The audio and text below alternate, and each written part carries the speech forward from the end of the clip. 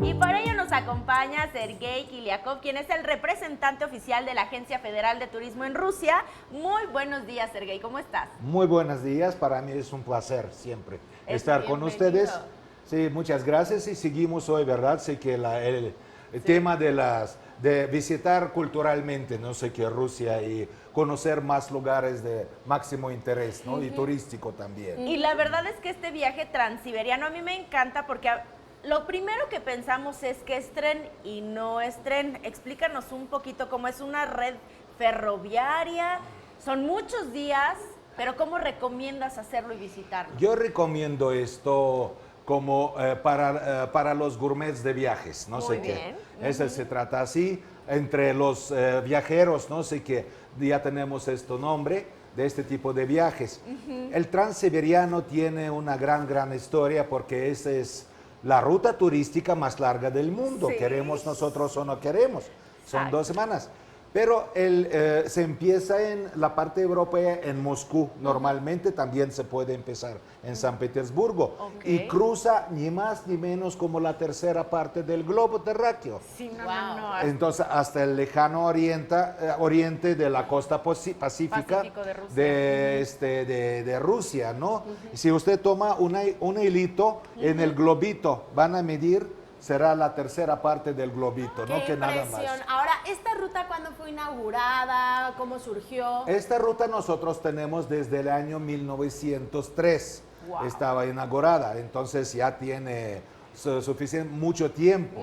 Pero la ruta transiberiana, como la ruta se divide en 2 partes.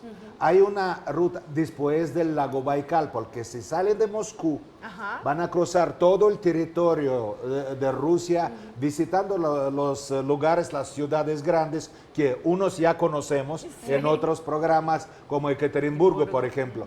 Pero no, cruzan la parte europea con Kazán, cruzan la gran parte de Siberia, con las ciudades grandes como Novosibirsk, y llegan a Baikal, el famoso lago, el lago más profundo y más antiguo del mundo, del planeta, que es la reserva número 1 de agua dulce, agua potable prácticamente, ¿no? Sí, que ni más ni menos. Claro. Entonces el lago, pero paisajes del lago Baikal Espectaculares.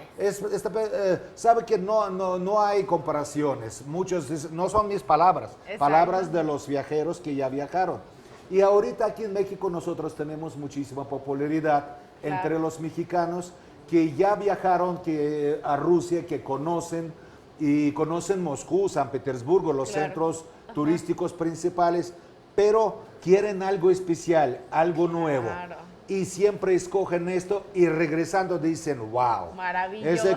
Ese vale la pena porque conocen muy bien la provincia, conocen muy bien otra cultura, ¿no? Cultura más profunda, vamos a decir así. ¿Y las dos ramales rusos. hacia dónde, o sea, en algún momento llegan al mismo punto? Entonces, de Moscú hasta el lago Baikal, pero después del lago Baikal nosotros tenemos una desviación, es decir, como un cuchillo, ¿no? Así que una parte del transiberiano se dirige se llama transmongoliano.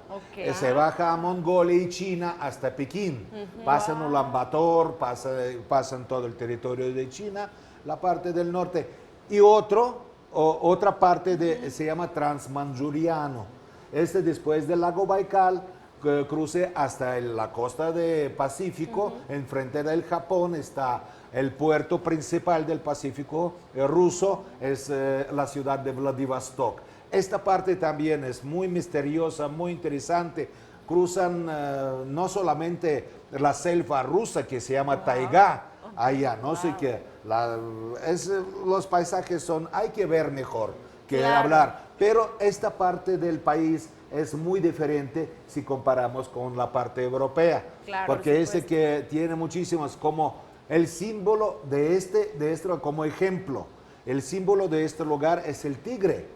Ok. El tigre del lejano oriente ruso es el tigre más grande del mundo. Hay tigres Wow. blancos, hay tigres, sí, es mucho más Bellísimos, grandes aparte. que de India o de China, etcétera. Oye, ¿cuántos días necesitamos entonces para poder hacer esta ruta? Porque tienes que escoger entre una u otra. Exactamente. Porque las dos. Aproximadamente 2 semanas. 2 semanas. 2 semanas, no importa si toman transmanchuriano o transmongoliano. Aproximadamente 2 semanas, no sé qué tienen. Hay trenes, pero diferentes trenes tenemos para los turistas. Hay trenes de lujo, pueden imaginar que hechos del estilo de los zares, del estilo de la época imperial. Trenes como Imperial Russia Train o Gran Express Transiberiano. Entonces tenemos a cualquier gusto, cualquiera categorías, cualquiera solvencia Exacto, económica claro. de los turistas, porque qué hay bárbaro. diferentes categorías No, en estos trenes. definitivamente, Sergey, un viaje de película. Pero yo puedo decir una cosa, es muy importante mencionar en la programación de hoy. Esta es una réplica muy importante. Muchos países, muchas selecciones ya están abandonando el mundial. Sí. Pero nosotros tenemos lo más importante y que nosotros tenemos el éxito principal de todo esto, que los visitantes, incluyendo los mexicanos también, muchos mexicanos, y me llaman y me comentan todo su viaje, cambian su opinión sobre Rusia. Claro. Ellos dicen que no, es otro país, y este país vale la pena de visitar, es mucha cultura y mucho todo esto. Por Entonces, supuesto. bienvenidos a Rusia y... Muchísimas gracias. Hay que aventarnos este viaje de película, Cintia. Pues vamos Así a es. ponernos a ahorrar.